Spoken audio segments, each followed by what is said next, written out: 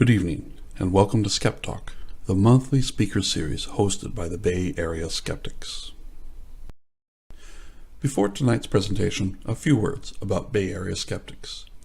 As North America's oldest skeptical organization, we are dedicated to promoting critical thinking, logic, and rational thought.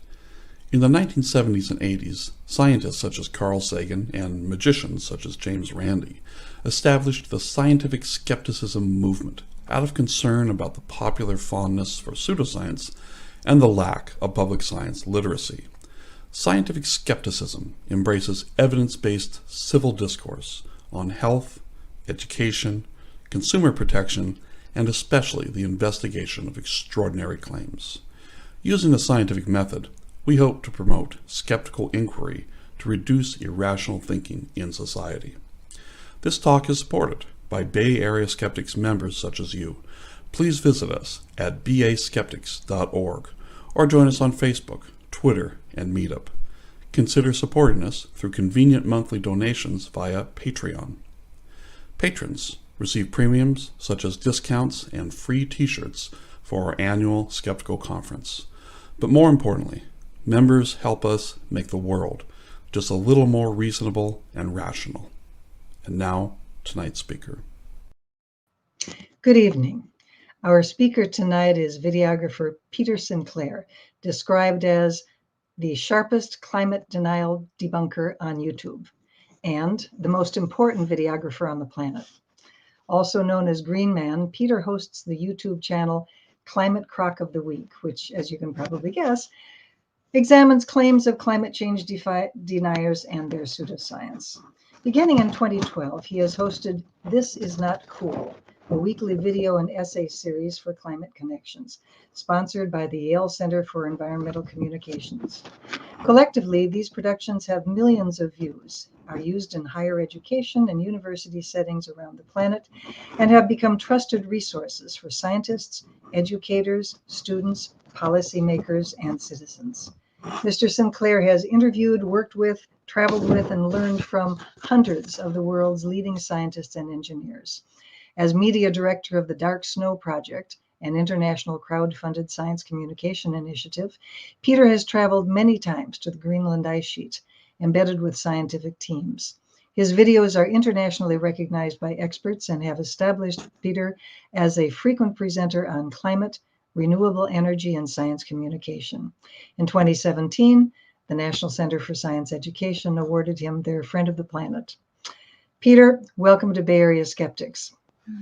Thank you so much. And thank you for all the work that you do. And it's just inevitable that we were going to do something together like this. So, unquestionably, I mean, you do an awful lot of skeptical work, and a lot of our Bay Area skeptics and other members of the skeptical community are very grateful to you for the kinds of treatment that you have given the very now stale but still evergreen, unfortunately, arguments that come up all the time from the climate science deniers. So, you know, even stuff like it's not really getting warmer, the sun is just brighter, or it's also getting warm on Mars. I mean, you know, these things keep coming up. I was just on the This Is Not Cool website, well, it is a website, earlier today, and I was struck by how eclectic this site is. One of your articles and videos was a very charming treatment, or actually was a local news show, of how good souls were showing up at the local animal shelter to rescue the animals and foster them during the incoming hurricane. Debbie is what it is. Debbie, yeah. You know, and that seems like a fairly trivial thing, but I do know, I know more than one person who does travel to places like Louisiana and Florida and Texas when they're getting socked by hurricanes for that kind of pet rescue. And, you know, it seems like a little thing, but people, you know, many people losing their pets are just destroyed by it. I mean, it's just Oh yeah. members of the family. So it's a good thing these people are doing, certainly. Well, I think creating an emotional connection to this gigantic global process is a very important part of what our communication challenge is. And so I do try to bring in as many different possible ways to connect with people as I can. So you can see my screen. This is an image from my blog, which is This Is Not Cool, as Jeannie mentioned. And so what I'm going to talk about tonight is there are so many pathways we can take to try to grapple with climate change. It is an enormous topic. But what we're seeing, the time period that we're in now is one in which we are starting to see climate change impacting very large systems in a way that is starting to be pretty noticeable, even to people who haven't been paying attention. And we sometimes can think of the most obvious impacts like sea level rise and harbors and beaches and things like that. And we can think of heat waves and melting ice. But climate is impacting human and natural systems in a way that is causing them to begin to tip a little bit. And I'm going to start by discussing some of the human systems that are being impacted. And one that people don't think about a whole lot is our economic system. We think about our built infrastructure, but our economic infrastructure is something that really ties and binds society together. And we've created it over several hundred years with sort of stable natural systems in the background that we never really had to give much thought to. And one of them is what we call our insurance industry. All of us that have homes or businesses or cars or any belongings, we probably have some kind of insurance that provides for an escape hatch or a cushion if something unexpected happens. And over centuries, we've kind of grown used to expecting a normal amount of the unexpected, but now we're starting to see more and more extreme events happen that are starting to overwhelm this very important system. So this recent Bloomberg article talked about a new study that says 39 million US homes, nearly half of all single family homes, are underinsured against natural disasters. And that's because natural disasters are coming harder and faster than they used to because of climate change. The Financial Times picked up on this story a few weeks ago as well. And you can see this graph here of losses that are accruing to U.S. home insurers, which are starting to become rather alarming. And increasing frequency and severity of weather-driven losses is a major uncertainty that is influencing insurance and reinsurance markets. This really kind of horrifying article appeared in the New York Times a couple of months ago and shows how extreme storms, wildfires, and other hazards are starting to impact the insurance market in the United States. And so you can see that big blue blob there. And if you look, it peaks around 2017, that's Hurricane Harvey. And then we didn't have any major hurricane impacts until the last few years. Now we've had several that are pretty big. But if you look towards the bottom of the graph, you see that sort of greenish blob that is steadily rising in an alarming way, that is severe storms. So even in a year where we don't have a big hurricane, we're seeing more and more of these severe convective storms, thunderstorms, tornadoes, derechos, things of that nature, that are starting to really roil the insurance markets because they're just simply so destructive. And the Times reported that in 2023, insurers lost money on homeowners coverage in 18 states, more than a third of the country, up from 12 states 5 years ago and 8 states in 2013. I'm pretty sure California is one of those states, and I know my state of Michigan is one where insurers are losing money. Without insurance, banks won't issue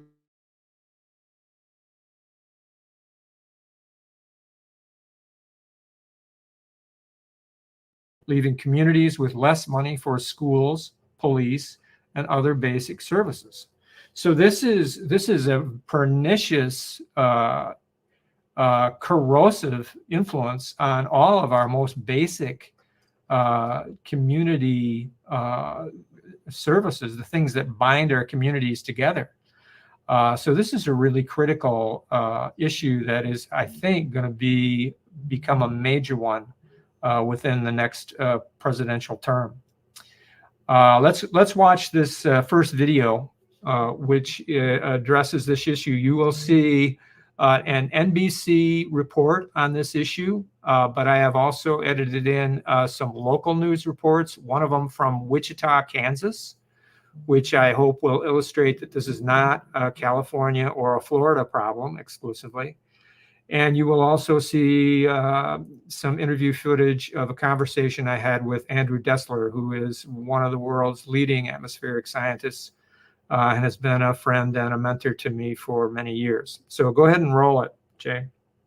Tonight, the cost of insuring a home in California could soon dramatically change. For the first time, the state's insurance commissioner is moving to let insurance companies factor in future climate risks when setting new policy prices.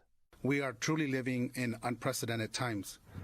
After decades of disaster, Insurance Commissioner Ricardo Laura says the move is aimed at keeping insurance companies from fleeing the state and homeowners insured.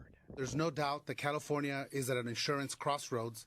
Making insurance more available is becoming critical for our entire economy. John Eck of Eck Agency says he's seen homeowners' insurance rate increases of up to 15% this year. Insurance companies pay out money for those disasters in Florida and California, big hailstorms in Texas. It's going to affect the rates here in Kansas. You know, insurance is the best example I think we have right now, where you see these insurance companies that are pulling out of places like Florida and Louisiana and California because they can't charge enough to cover the risk. And so they have to be able to charge us premiums. And then they run into the political problem, which is people can't afford it and policymakers don't. You know, that makes constituents unhappy. So policymakers go in there and they put limits on what the insurance companies can charge. And so then the insurance companies just leave. State Farm joins AIG, leaving California's homeowners insurance market. Now, your options getting your home covered are even fewer. With a new study projecting more than 39 million Americans could soon face skyrocketing insurance premiums, some insurers have already walked away from hurricane and flooding-prone states like Florida and Louisiana. In high-risk areas of California, many are already priced out. Just received the bill and it's double what it was last year. Once you lose insurance, the whole economy falls apart. You know, our economy runs on insurance. Can't get a mortgage without insurance. You know, businesses can't operate without insurance. This is the cost of climate change. I think this is where the economists have really failed. You know, they haven't taken these kinds of factors into account. They haven't looked at how, you know, day to day, these costs are really accumulating. Okay.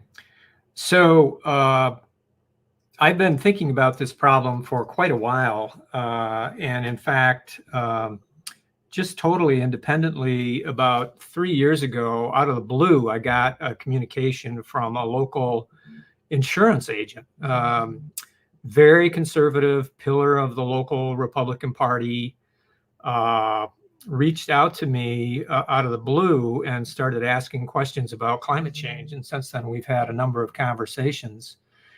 And I sent one of these articles to him a few months ago, and this was his reply. In my 30 years, I've never seen anything like what is happening right now. I sit on several different advisory boards, and insurance companies are scared to death about the trends they're seeing.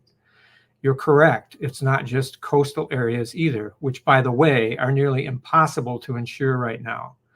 I had 2 houses last week in Hilton Head where the premium went from $12,000 to over $30,000, and they were lucky to get the 30. There was nothing else on the market. So this is an issue that very, very conservative and sober bean counters are looking at, and they are feeling a sense of dread. So it's something we all need to pay attention to. Now I'm going to turn from human infrastructure to some natural systems that are global in scale, that are starting to reach a point where we have some very, very serious concerns. And I'm going back to this article that appeared in the Atlantic, January 1998 by William Calvin, which I had been looking at and thinking about climate change for a couple of decades, at least at that point. But this article really kind of opened my eyes to the way in which a gradual change of a large system can bring about a sudden nonlinear or discontinuity or tipping point, which can change a system into something entirely different in a relatively short time. And this is the idea of climate change's effect on what some people call the Gulf Stream, some people call the North Atlantic Current, scientists call the Atlantic Meridional Overturning Circulation, which is really a global ocean circulation between surface waters and deep waters that is absolutely a linchpin of the climate that we have come to live in and understand and adapt to over the last 10,000 years. And lately, we're seeing very concerning results from several studies, several different groups, warning of a potential change or collapse in this circulation as a result of ongoing climate change. So this is something that we've known about for a long time. Scientists have been talking about it for a long time. I had an interview of another longtime scientific mentor, Dr. Michael Mann, where we discussed this about 5 years ago. And his insights from that time are just as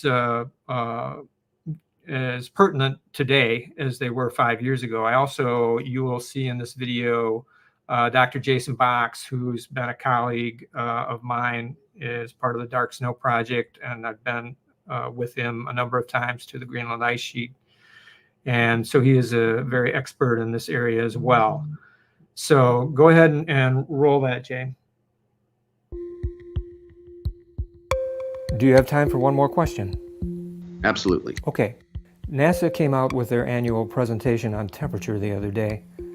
They had one animation that showed temperature warming on a spinning globe. And we saw basically the reds and yellows over the whole globe, except for that spot on the North Atlantic, that stubborn blue spot. Yeah.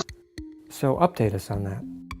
There has been a cooling in this one region of the North Atlantic, south of Greenland, over the past century that is without precedent over the past 1,000 years. So as the rest of the world is getting warmer, That region in the North Atlantic has seen some of its coldest temperatures on record in recent years. And it sticks out like a sore thumb when you look at the observations, which are red and yellow everywhere except for that blue patch in the North Atlantic. When you look at the mechanisms that could produce that sort of fingerprint, that pattern of cooling in that region in the face of warming everywhere else, really, there's only one viable mechanism, and it's the slowdown of the so-called conveyor belt ocean circulation pattern. That global conveyor belt, that so-called thermohaline circulation, popularized, of course, in the film The Day After Tomorrow. The Northern Hemisphere owes its temperate climate to the North Atlantic current. Heat from the sun arrives at the equator and is carried north by the ocean. But global warming is melting the polar ice caps and disrupting this flow. Eventually, it will shut down, and when that occurs, there goes our warm climate. Day After Tomorrow, the film, the premise is based on science, but it was greatly overblown.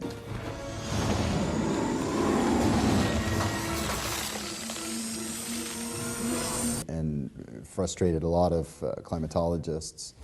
The Gulf Stream system is a very important part of the climate machinery of our planet because it transports huge amounts of heat and is the reason why the whole region around the northern Atlantic is warmer by several degrees centigrade compared to what would be normal on that latitude. There has been a concern since the 1980s that this system might be unstable, and that due to the global warming, we are actually slowing down the Gulf Stream system.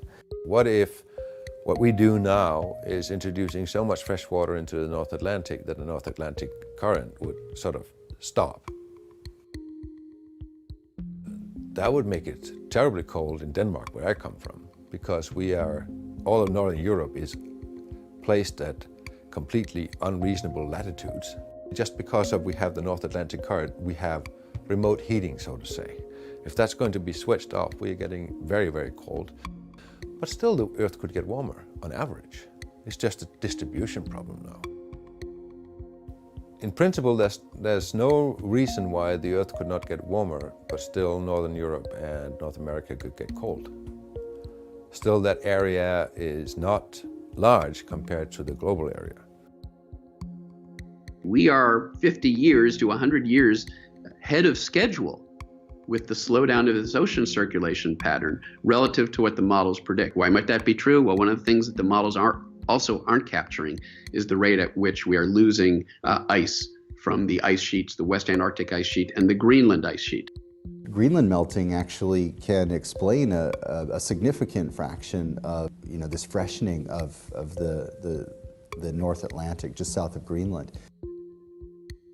If it's in Greenland, it flows into the North Atlantic. It freshens those waters, which lessens the density of the waters at the surface, which inhibits the sinking motion in the subpolar North Atlantic that drives that global conveyor belt.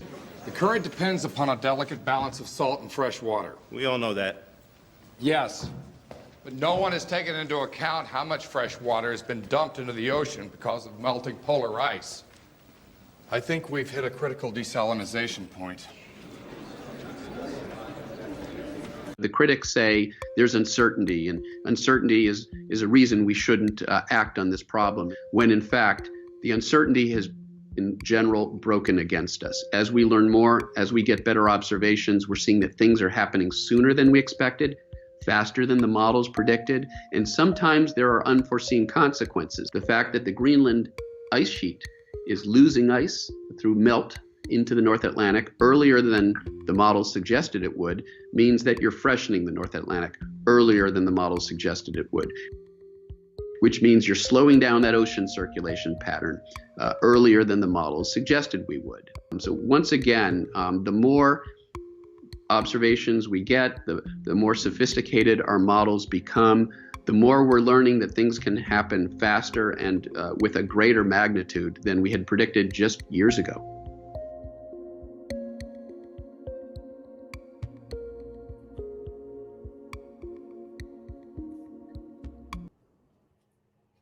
Okay, so there is an invaluable lecture by Stefan Rahmstorf. You saw Dr. Rahmstorf briefly in a clip in that video.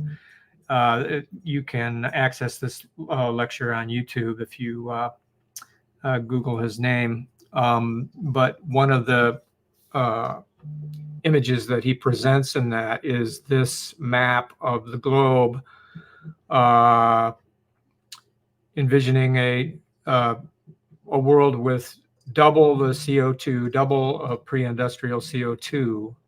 So the reds indicate like quite a bit of warming throughout the entire planet. Like we're talking at least 3, maybe 4, 5 degrees centigrade warming, according to the best models. But in that area of the North Atlantic, which includes a large critical part of Northern Europe, you're seeing temperatures that would be 5 to 10 degrees centigrade cooler than what they are today. So literally falling into kind of an ice age, a literal ice age up in that part of the world where obviously hundreds of millions of people live in Europe and are growing food and have been dependent upon that current to provide the conditions that made Northern Europe livable. Not very many people recognize that London's at the same latitude as Hudson Bay.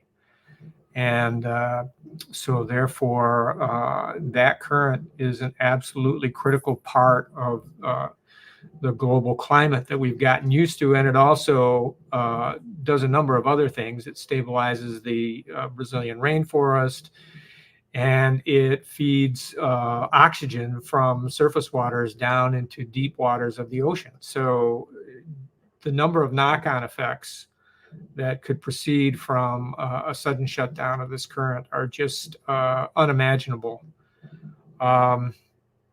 So this is something that keeps us awake at night, those of us that are thinking about this problem.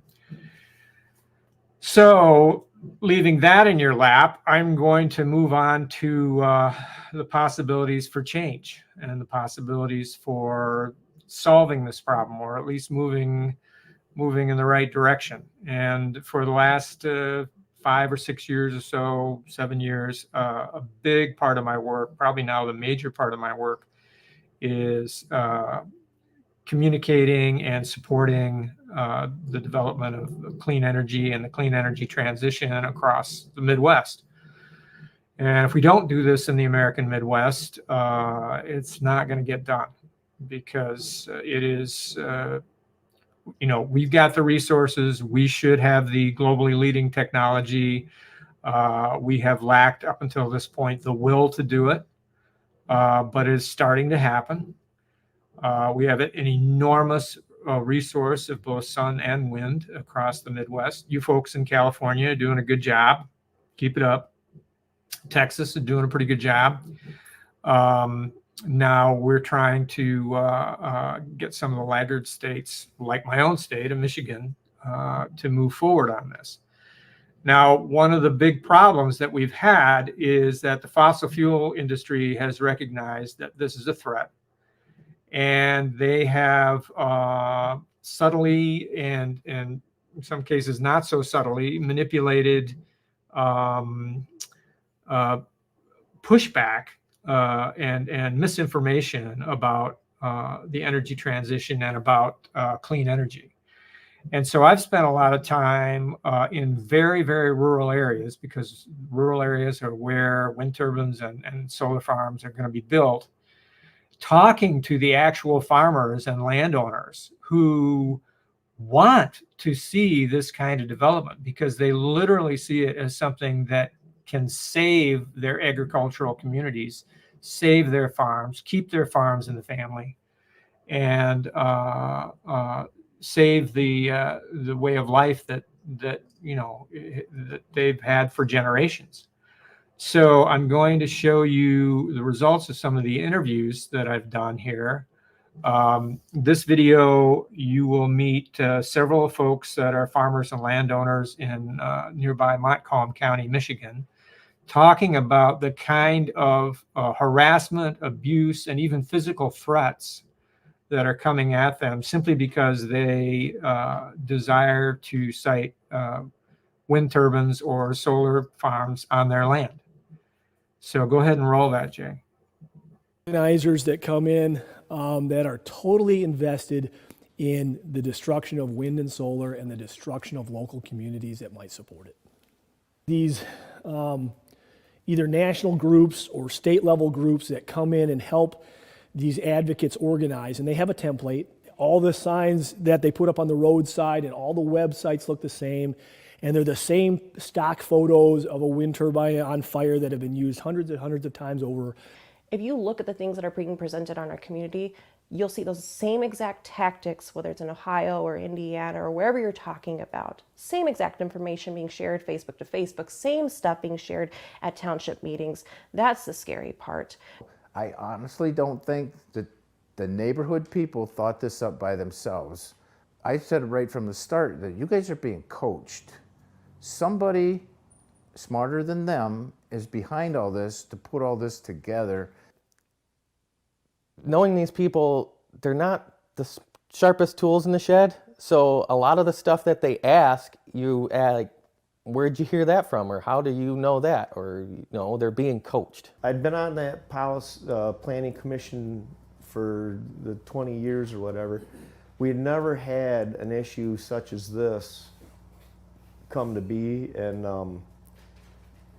I think they're being, I don't know if coached, you want to say, or influence from a higher up entity. Somebody must be encouraging them to make sure that they have something to say about it, trying to talk it down.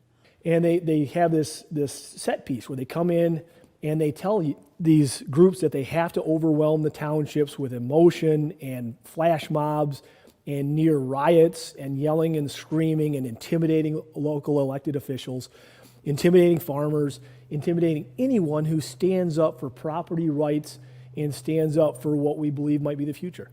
There were people that would attend the meetings from outside our township, other townships, but also outside the county. We did one Zoom meeting and we had phone calls from out of state, and they would be very negative. They would actually be very brutal at times towards me as a supervisor. It got really ugly. And to be honest with you, I don't think these people are capable of being that way without being prodded by somebody. But they really wanted some power, and that was coming from these bigger group of people telling them exactly what to do. You saw the same people going to all these meetings all the time. Same people. It was predictable. They're yelling and saying horrible things to people and how horrible our township officials are and how could they do this to your community, and you're pulling these people apart. And you try to, speak your own opinion and you were shut down. Once we started getting into all this, there'd be probably 40, 50 people there, a lot of them from different townships, different counties. Not anybody that would be voting in our community, but they wanted to put butts in seats, and that's what the narrative was supposed to be, is all these people don't want them. We had people from Sidney Township, Winfield Township, Maple Valley. These people had got together a group, and they would go to our meeting, which was on the first Wednesday, to Sidney's meeting, to Pine Township's meeting, to Maple Valley, to Winfield, and they would make the circuit. These people, they pretty much made this their lifestyle, is what it come down to, just absolutely paranoid about the whole situation. Well, I mean, you got some of these people that are going to these meetings, that's all they would do. And I'm thinking gasoline's $5 or $6 a gallon the past 2 years, and they've got money enough to travel to do these kind of things. I mean,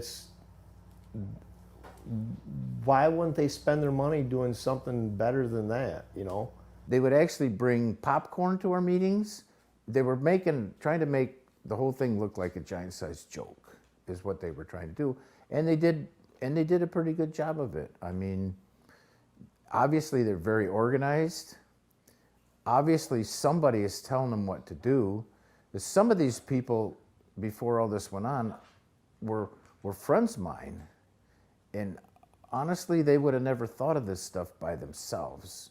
Yeah, we had a gentleman from the Thumb area, very influential, Norm Stevenson. I always dreaded seeing, when I was on Zoom, seeing Norm there, because all he does is stir the pot. We had a proposal for a wind farm up in Midland County, which we have now.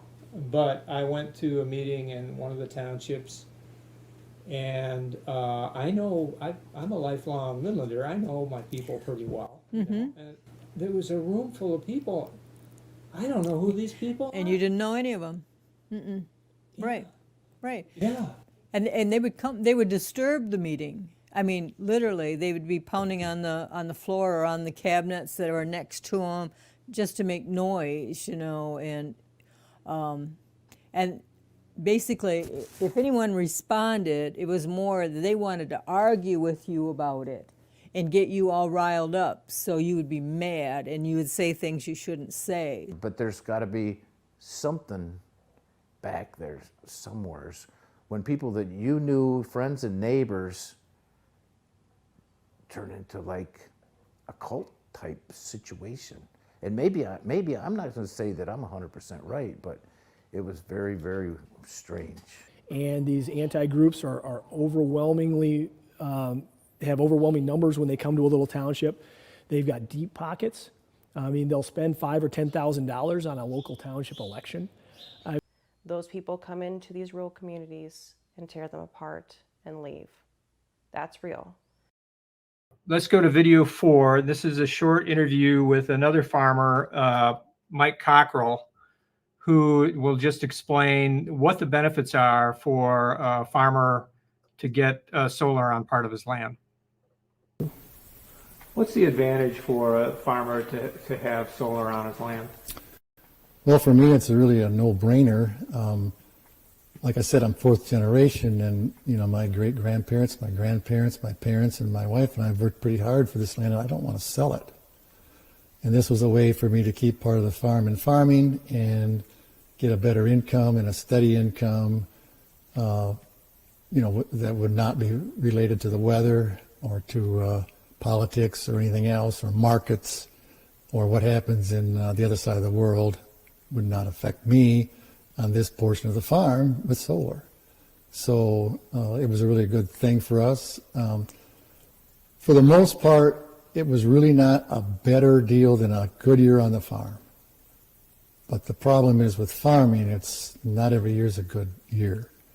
And some years you borrow money to stay in business, or you rob Peter to pay Paul to get to the next season, or next crop, or the next sale, or the market up or down. You know, it's really something that works out pretty well for a farm. And, next video is conversations that I've had with local officials who have seen, in this case, the benefits of when wind turbines come into a community, what that additional revenue can do in terms of the local services like sheriff department, fire department, schools, roads, etc. Go ahead and run that one. There's counties around us who are struggling right now with finances, and to have this windfall of money that will come in over the next couple of decades will certainly help us get through hardships and hard times and continue to provide the services. The sheriff's office and the local fire and EMS systems and stuff, and those are huge. Just got a 2019 fire truck. We've been able to upgrade all of our appliances to new. We've been able to get all brand new hose for the truck, all brand new nozzles for the truck. It's helped outstanding for our community. We'll be able to keep those protocols and those safety things in place and keep people safe. So it has a lot of outreaching good effects in our community. Crime's very low in Gratiot County, which is a good thing, but to keep it low, you have to keep that presence, and you have to keep that confidence of the people. I've lived here my whole life. I can remember, you know, after 2 o'clock in the morning, there was no deputy. You hit a deer, you have an accident, maybe the state police could come from another community, but there wasn't any sheriff patrol on the road.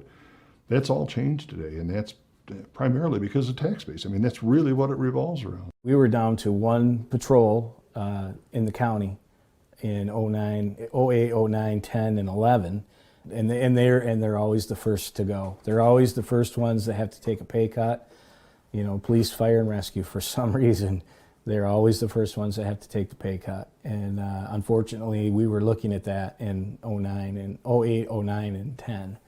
We were looking at those cuts. 2010, 2011, we started seeing turbines going up. And now there's 3 at any given time, share patrol. And now we're back to full staff.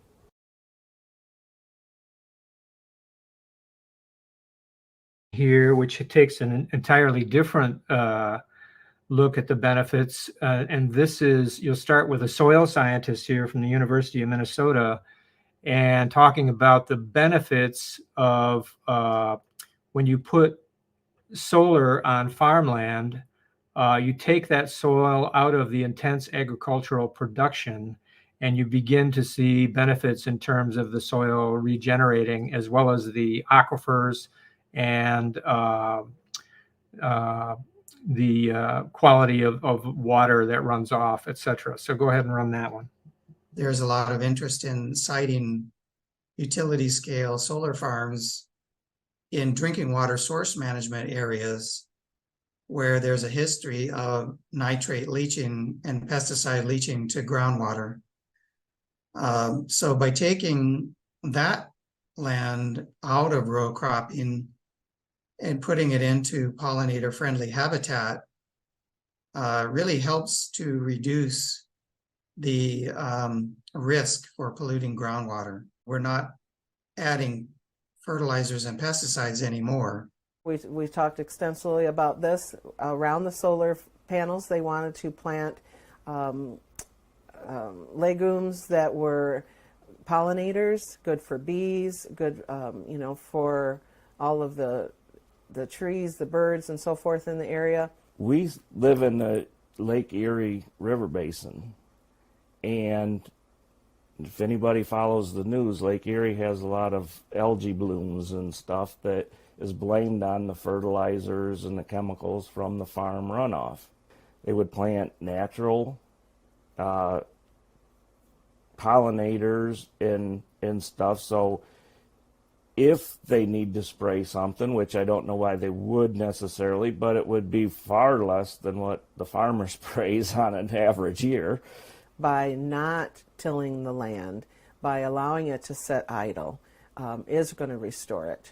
I know because I grew up with my dad doing it, putting down the anhydrous, putting down the fertilizer and the herbicides to kill the weeds. All of that's necessary when you farm. And the reality is it's more and more is needed to do the same thing that 40 years ago, half of what is required. And so, yes, it would be good for the land to sit. The pollinators don't have to be fertilized. So you're reducing the inputs of fertilizer relative to what was there beforehand. And over the long run, the pollinator habitat builds up the soil and allows for better infiltration and reduced runoff.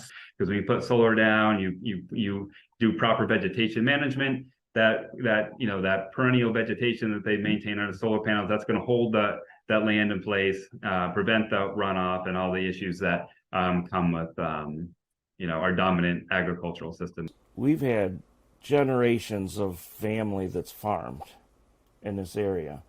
We don't want to do anything that would hurt the soil, and this would help rejuvenate the soil to hopefully at least help a little bit with that algae cleanup.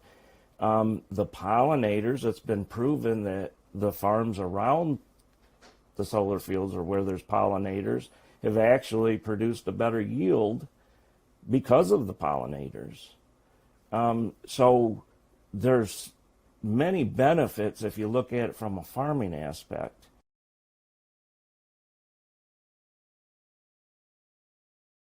Real quickly, this incredible study that came out of Argonne National Laboratory just a few months ago, where they looked at 2 solar farms in southern Minnesota, very much like the ones described in that video, planted with pollinators, solar farms built on land that had been farmed for a long time. And they followed these for 4 years. And what they found was an increase in native plant species diversity and flower abundance, increases in the abundance and diversity of native insect pollinators and beneficial insects. Total insect abundance tripled, while native bees showed a 20-fold increase in numbers. And pollinators from the solar sites visited adjacent crop fields, providing additional pollination services. So we're getting a little bit of help to overcome some of this manufactured resistance. Governor Whitmer managed to put together a siting reform bill. Governor Pritzker in Illinois and Governor Walz in Minnesota have also produced similar siting reform bills that are going to create a system of carrots and sticks that we hope will break through some of the log jams that we've had in some of the local siting. And there is some evidence based on my travels around the state that this is starting to bear fruit, although we're not out of the woods. But my last video I'm going to play for you is from a nearby township in Michigan's Thumb region, Meade Township, where you will see a civil, factual conversation, or a little 2-minute snip of it, that I just observed about a month ago. You could have knocked me over with a feather. And after this normal conversation, the board passed a new workable solar ordinance by a vote of 4-1. So go ahead and run that. It's in my eyes, it's not perfect, but there was so much more work done on this one, where people were more considerate with the end results and making, there was gives and takes. That's what I want to say, and that to me is what shows a community as looking at the subject and coming together to get to a resolution. And that's how I kind of see what government should do. Make the best decisions for the community, for the people that are there, and take everything into consideration that's around us. But at the same time, we got to take available opportunities when they're there to provide for the public. It's an available revenue stream that Meade Township needs. And if you look behind me, I think you'll probably see a lot of stakeholders, people that pay taxes in this township and have all their lives, and they all have a stake in it. And if we wrong them, it's not going to be good for any one of us. But it is, I believe, it's one of the safest, cleanest, best ways for this township to make some money. And we need it. Okay, so that's the end of the formal presentation.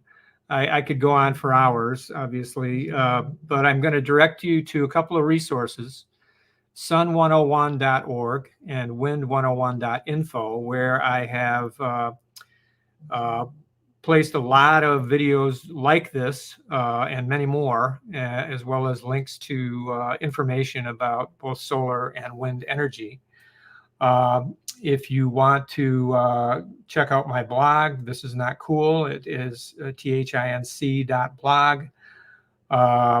At Peter W. Sinclair, I am still on what is left of Twitter, and also on Facebook. I welcome you to follow me there as well. So with that, I will bring us back here. Welcome back. Yes. I'm welcoming back because you've been here all along.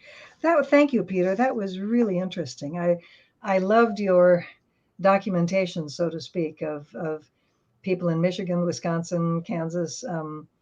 You've been doing some very, as we'd say in the anthropology biz, you're doing some very interesting field research. Field work. Yeah, right. So clearly people who are trying to erect windmills or solar farms are getting a lot of pushback.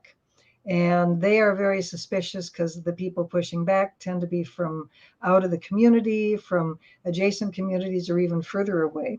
I'm learning from your work. Do we have any idea of who's behind these efforts to throw sand in the gears? Well, I would add also that a lot of times what happens is farmers have been in the community for, say, 100, 150 years.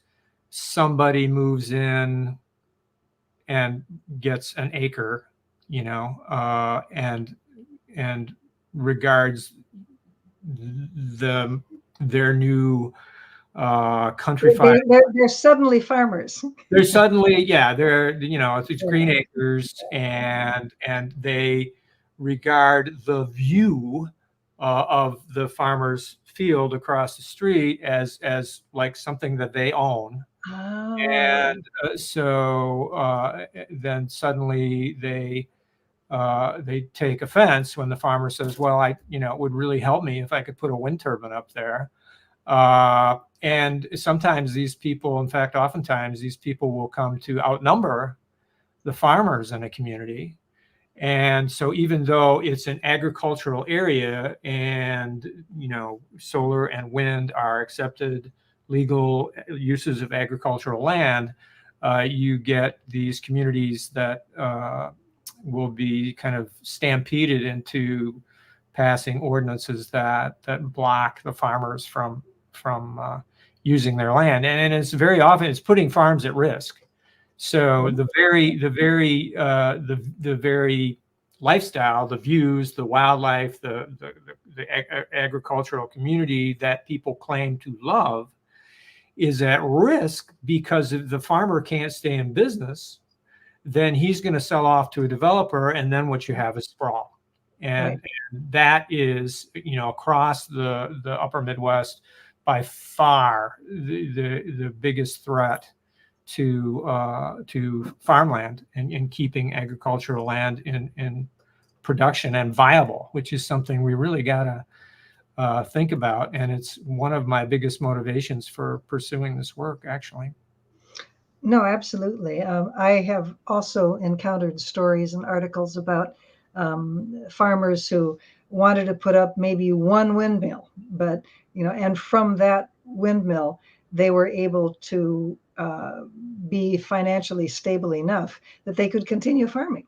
Right. I mean, Right. basically, they didn't have to subdivide because they had that buffer, as it were. Right.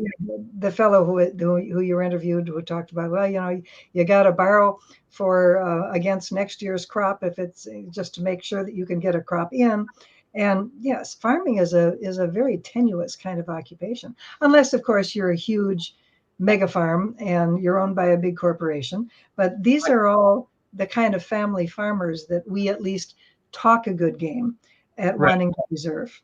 Right. But do you have any idea who might be behind? I mean, the first or second clip really did show a lot of people who were highly suspicious that these were outside organizations that were providing the information, coaching and stuff. Without a doubt. Yeah. We know about training programs that have been conducted by think tanks in Washington, D.C., to you know, bring in these right-wing activists, MAGA style activists, and equip them with tactics and a knowledge for how to attack. You know, they have shrewdly identified these tiny township boards as kind of a choke point.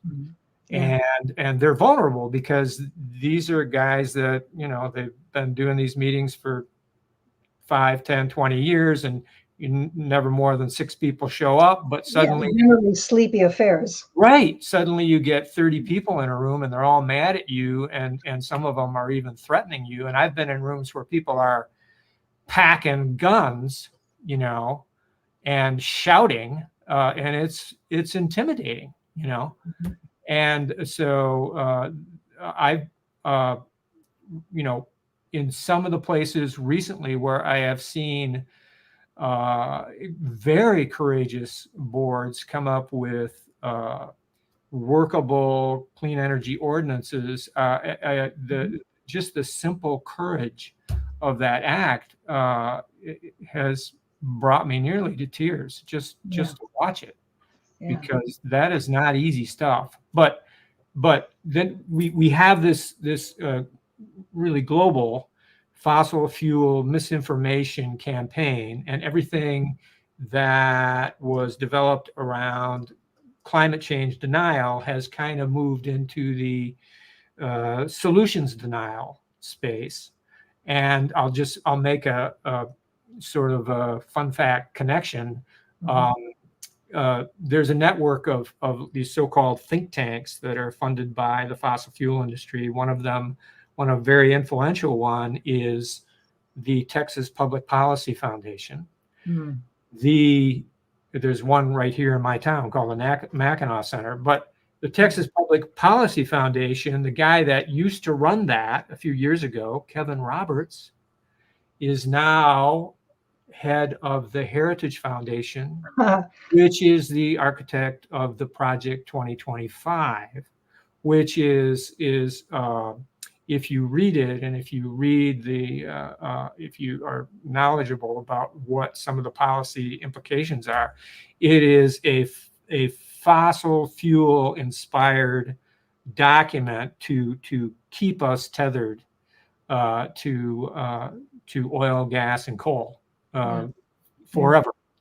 And so all these things kind of they all tie together. And Indeed. So we're fighting it at the local level, and we're fighting it at the national level too. And must actually. Can we have the first question, please? Jay asks, is anyone specifically researching the people behind the clearly organized pushback? Here we go. That follows up on my question. Any resources that you can recommend? My blog, especially if you dig into some of the archives.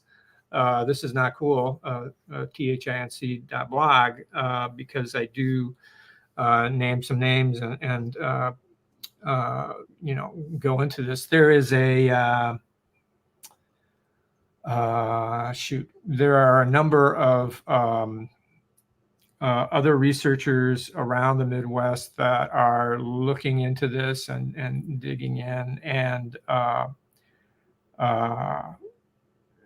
so we know the basic outline and structure of who's connected to who, but it's not always easy to figure out who's getting money from who, or how is it that they can spend all this time and all this professional effort to, do they have a job? I mean, wow, they're spending an awful lot of time at this, somebody's paying them. And that's kind of the tough part, especially when they're constantly threatening to sue you if you ask questions. All of us that have been in this work have been threatened, legally or physically or both. So. You've been busy with your talk. I took a peek over at the YouTube stream, and our friend John Massey is listening to your talk.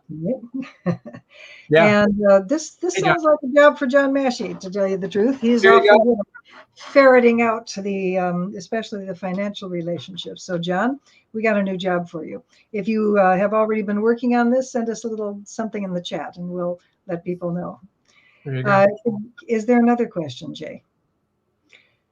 This is from Stuart Y. What can I, as an individual person in our community, do to be helpful? I suppose that I can vote for politicians who will write and vote for climate change and renewable energy friendly bills. That's one thing. And any other actions we can take on our own local level? Buying a hybrid/EV, putting solar panels on my home? Is converting my heat, hot water, and cooking from gas to electric really a big help? That last is a really important question. All of these are really great things to do, but I caution people against sort of taking the whole responsibility onto yourself. We can all do some things. Like, for instance, where I live, My house is oops, careful. Please go continue. I just had a slight collapse of my system. Got it. Like in my house is shaded, and I don't have a south exposure to my roof, so solar panels don't make sense to me. But I have signed up for a program with my utility to source renewable energy. It's sort of a virtual arrangement, but it encourages the development of renewable energy. Eventually, I hope to I have a hybrid car. I eventually hope to have an electric car. I have a compost pile. I reduced greatly my meat consumption. We can all do all of these things, but I think voting is critically important, but also talking about these issues, because the research is fairly clear that most people are pretty concerned about climate change. A majority, whether it's 55, 60, 75%, but it is a majority, depending on how you ask the question, are concerned about climate change. They want to make the energy transition, but people are afraid to talk about it because they think they're going to get into an argument. They think that it's going to create a conflict. And so people walk around thinking they're the only ones that are concerned, or they're in a minority, but it's sort of like one big dysfunctional family. There's this giant gorilla in the room and nobody's talking about it, or at least not enough of us are talking about it. And so work, church, book club, hairdresser, barbershop, you don't have to get into fights with anybody. Online, I'm trying to organize people who are willing to use some of the resources that I've created and push them out online, because we, on the sort of pro science end of things, are at a great disadvantage because the MAGA types have what they lack in rational thought, they more than make up for in enthusiasm. And that's why so much of the internet is dominated with just utter nonsense, misinformation. And as distasteful as that is, there are ways to engage in social media without mud wrestling with trolls. Simply putting good information out there, just post it, walk away, go get a cup of coffee, relax. Don't argue about anything.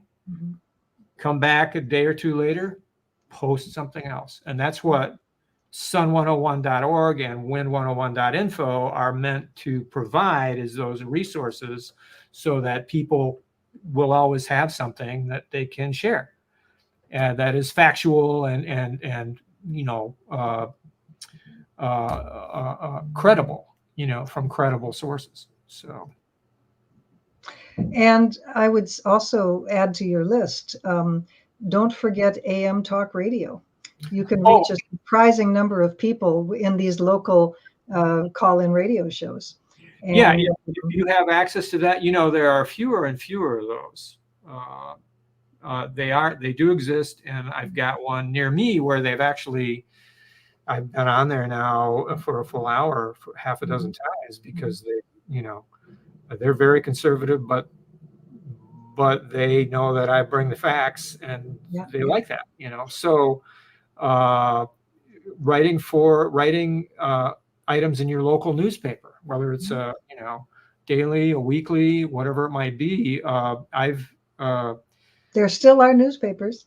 Yeah, right. There still are newspapers, and we have one in my town that has invited me to write a monthly column in the last year. Excellent. That's what I'm doing. So And then Right. if you do that, then learn how to leverage that onto social media, Right. push it out onto social media so that it gets even more engagement.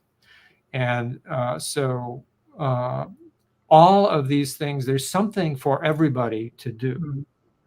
And it might be just, you know, I don't want to, I hate it that we have one of our major political parties that has just become so dysfunctional, especially in relation to issues of science and fact, that Didn't used to be that way. didn't used to Well, be that way. technology It did not used to be that way. But you know, right now the Democratic Party is the kind of the last remaining defender of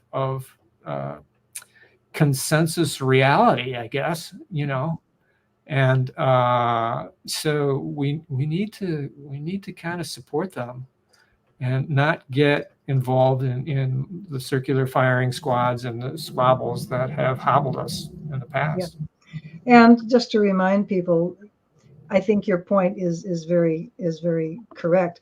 Yes, we can all do things as individuals, but you know, small changes are important, but big changes are essential.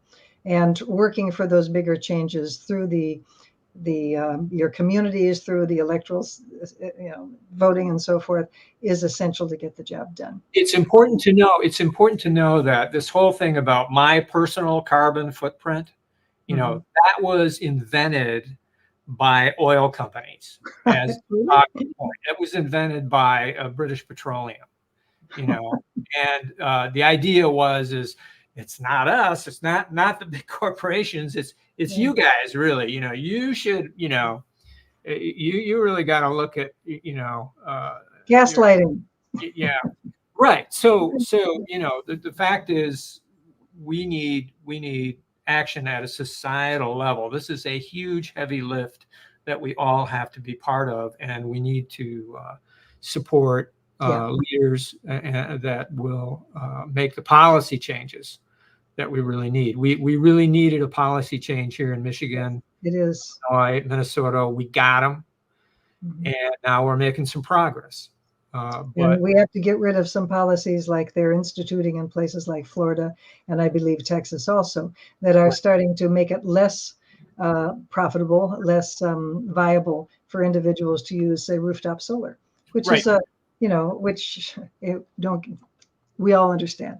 I think there's another question. Scott Shepler says, what originally drove you towards using video for your environmental efforts? Okay. Personal question. Go ahead.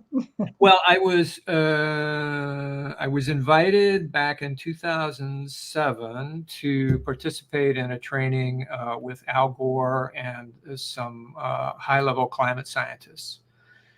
And the idea of the training was to learn to present Al Gore's slideshow, the one that he made a movie about. Right. You know, Inconvenient Truth. And so that was where I met my first real climate scientist, you know, actually in person, up close, and established some relationships that we're learning. And so I had some, I've been a graphic artist. I had some rudimentary video chops. I started giving the presentation and I started making little additions to it. And I started creating my own presentation, and it started morphing into, then I made my first video about 2 years in. YouTube was evolving at about the same time.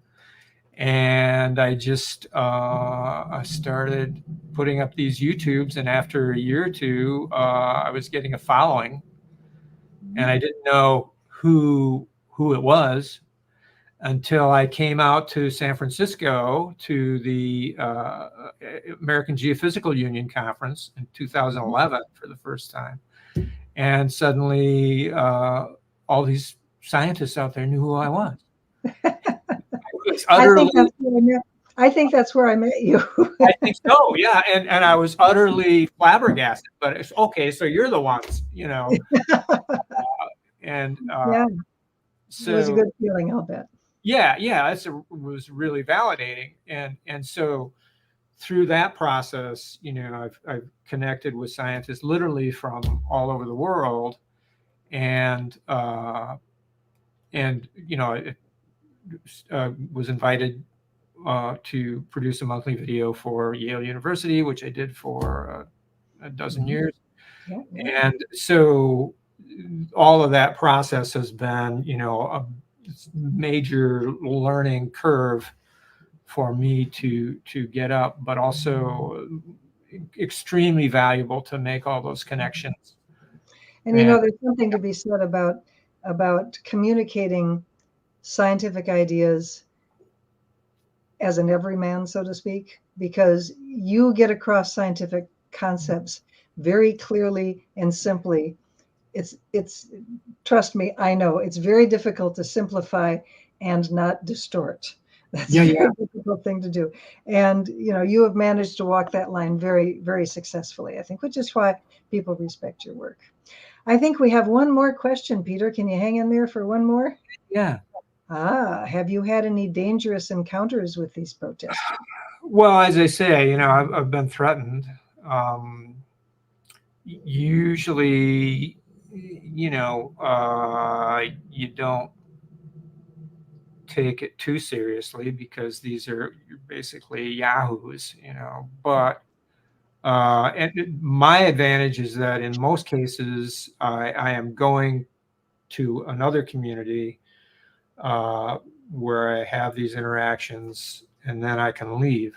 I feel very strongly for the farmers and the local officials and the landowners who live in those communities and literally have to run into people at the grocery store every day and have them tell stories of being, having people pull up on their driveway, poke them in the chest, pound on their door, spit on them,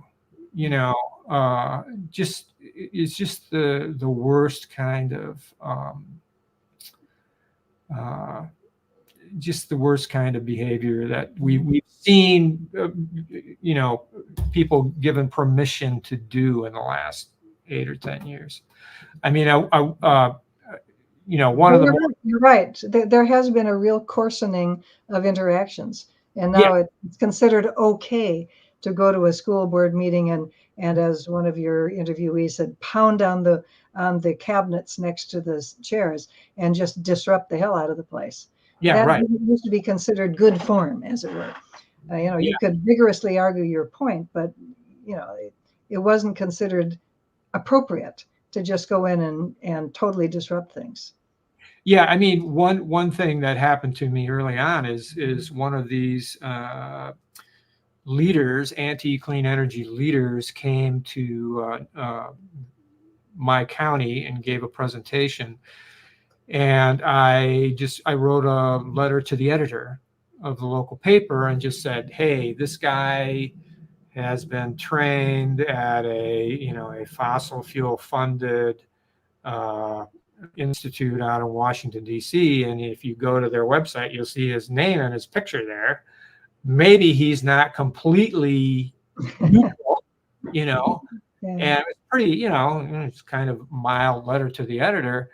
And shortly after that, I got an email threat from a big ass Detroit law firm, which also, interestingly enough, sent a threat to the president of Yale University because they heard that I had a video for Yale, and of course he didn't know who the hell I was.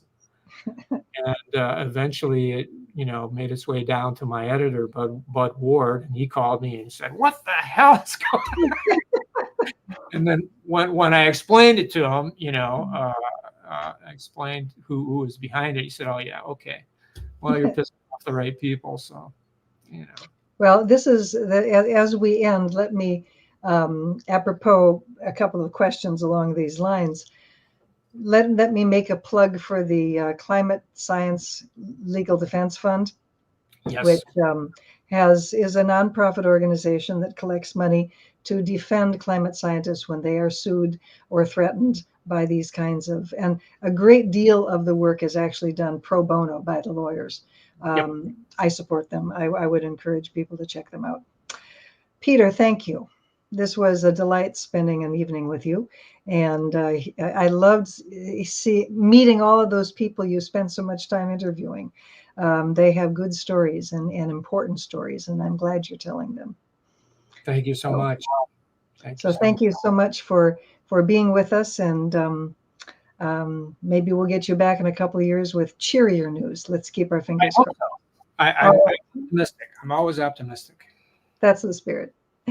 For the rest of you, can you just hang in there for a minute and let me tell you about next month's Skep Talk. Next month, we will be pleased to host the psychologist Gail Sinatra, who is a professor at USC. She's the author of the book Science Denial, Why It Happens and What to Do About It. And the title of her talk on September 12th at 7:30 at this channel